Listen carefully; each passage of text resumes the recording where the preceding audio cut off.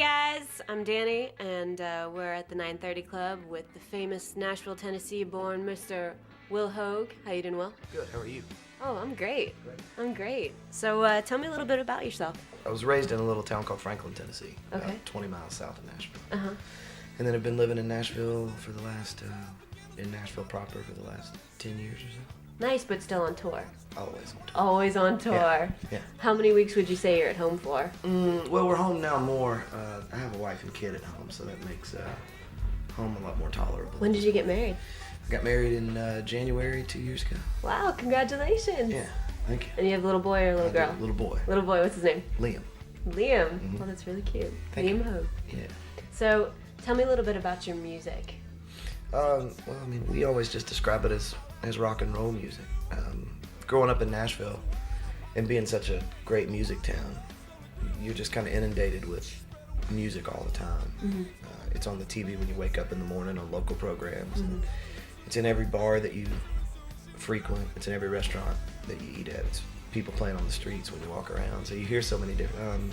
So our version of rock and roll probably is a little wider reaching than some. Rock and roll to us, I think, still includes probably some blues and some country and R&B music. Rock and roll to me, when done correctly, is a pretty wide umbrella. When done correctly. When done correctly. When done incorrectly, it's a small, uncomfortable and awkward umbrella. Mm-hmm. I know I was reading a little bit about your bio and your history. Mm-hmm. You were independent for a while. Yeah.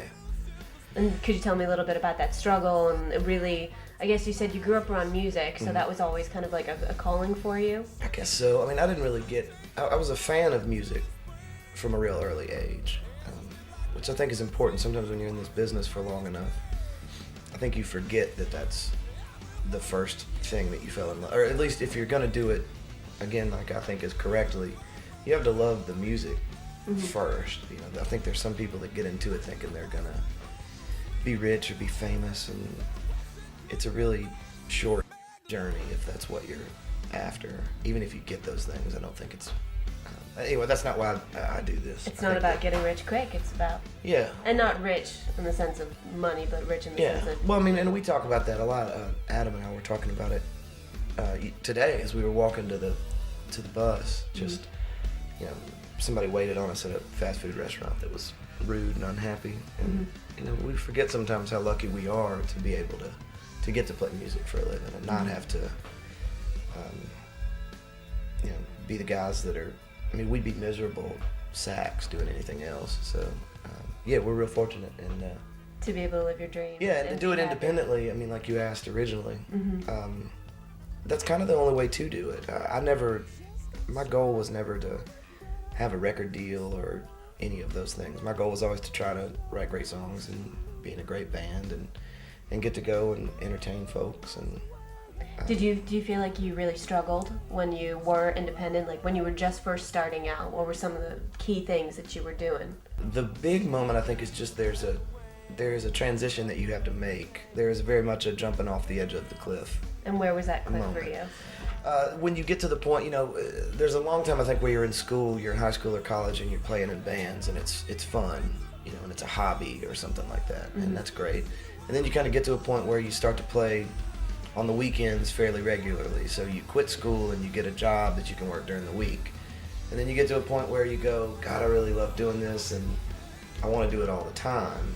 And there's never going to be this moment. Nobody's ever going to come to you and say, as an artist of any kind, nobody comes to you and goes, hey, I want to pay you a great, you know, 6-figure salary for you to quit your job and do this thing that you love more than anything in the world. I just don't think that really exists. So there was a point where you do just have to kind of go, okay, I'm gonna quit my day job and I'm gonna focus solely on music all the time, and whether I have to starve to do that or not, you know. And I lived in crappy apartments and didn't have a car, and write as many songs as you can and play as many shows as you can for nobody and for no money, and you have to just go and pay your dues. And I've paid mine and 3 or 4 other people's dues at this point.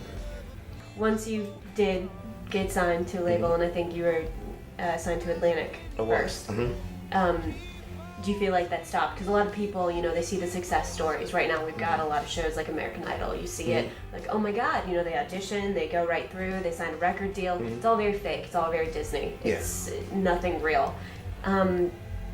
If you were explaining to, you know, your fans and your audience and the people on the show Strictly Global just about, you know, okay, you got signed, now what? Was it still a struggle? Did you still have to work? That's the biggest part of the struggle. Getting signed to a record deal is easy. I mean, it really is. I know that people may watch this and laugh when I say that, but getting a band signed is incredibly simple because you just have to have this sort of mysterious thing, and there's some guy in New York or LA that hears you and goes, I think I can make a whole bunch of money on that. Mysterious thing? What do you mean? You don't know what it is. Maybe it's a song. You know, if it was a song, you have a much better chance. Unfortunately, in our current music business, it's generally because the girl is real stupid and cute, or the guy is real stupid and cute, which doesn't make for very good rock and roll again.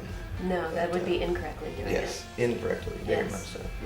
But, you know, getting signed is, so you get signed and you make a record and nobody cares, you know, or they care, then the record label promotes you a big single, maybe you have a hit single,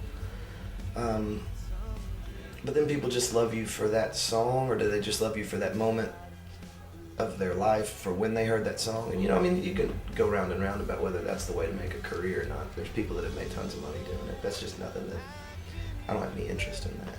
I would, you know, like I said, I want to do this as a career. That just seems like a fairly hollow way to go about trying to be a musician. I saw recently that your UK tour was just canceled. Have you been overseas before? Did you do Once. any touring? Yeah. And where'd you go to?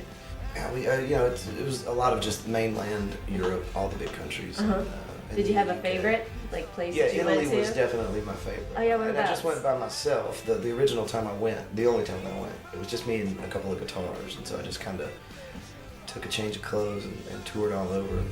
Italy was great. The whole everywhere I went in Italy, I kind of fell in love with. There was a great promoter that took me around to each show and fed me great food and introduced me to a lot of great people. Did you feel like you were starting to talk like, hey, I'm Will No, but I did try to learn Italian for about 2 weeks afterwards. It was terrible. It was really bad It was idea. awful. That's okay. That's Yeah. okay. You don't have to speak Italian, so it's good. Good. Yeah, that's I good. don't speak English incredibly well, so Oh, Italian yeah. is an even worse. Hey, Will, Yes. I really like your boots. Oh, you said boots. Yes, and I like your boots.